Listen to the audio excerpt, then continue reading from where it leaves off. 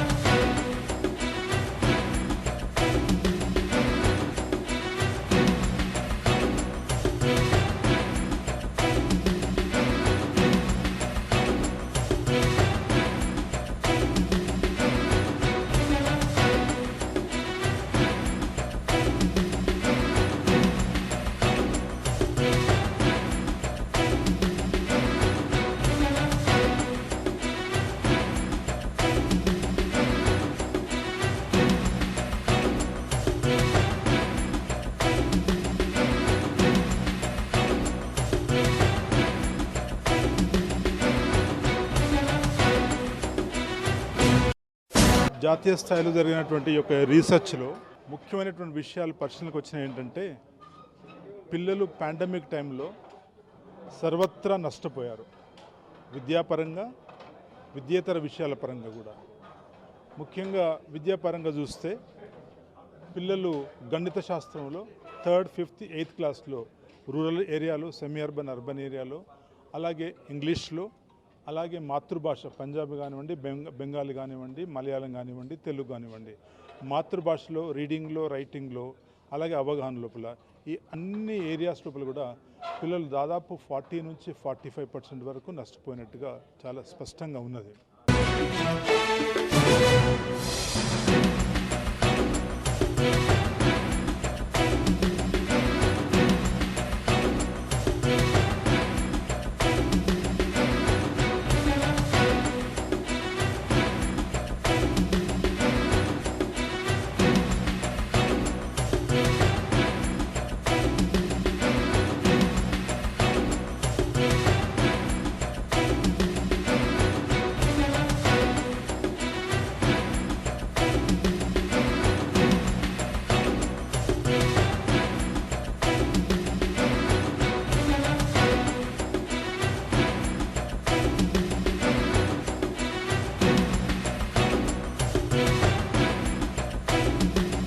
ముఖ్యంగా పాండమిక్ తర్వాత గత 20 నెలల నుంచి ప్రపంచమంతా కూడా, ముఖ్యంగా మన తెలంగాణ రాష్ట్రంలో మన సెప్టెంబర్ 1 నుంచి పాఠశాలలు రీఓపెన్ అయినాయి. ఈ సందర్భంగా మేము గ్రహించింది ఏంటంటే విద్యార్థుల లోపల క్రమశిక్షణ లోపించింది.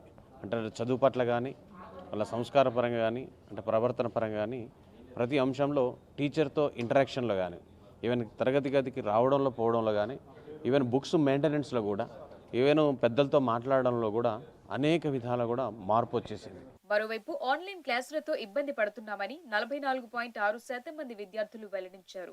మరో 45.1% మంది విద్యార్థులు ఆన్లైన్ క్లాసుల చదువుల్లో వెనుకబడ్డామని, తమకు ప్రత్యేక తరగతులు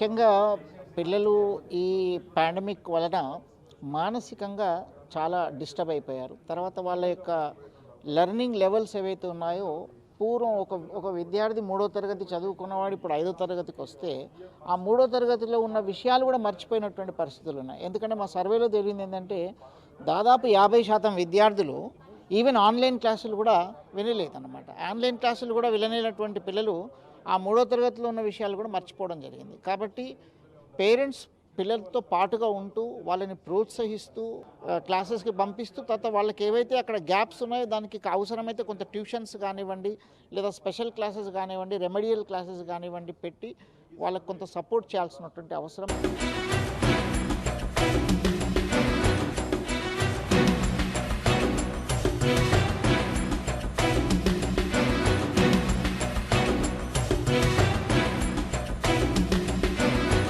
నీసా నేషనల్ ఇండిపెండెంట్ స్కూల్స్ అసోసియేషన్ చదువు పట్ల వాళ్ళ ఆసక్తిని, అదేవిధంగా వాళ్ళ చదువుకుంటున్న తీరు పైన సర్వే చేసినటువంటి రిపోర్టు రిలీజ్ అయింది.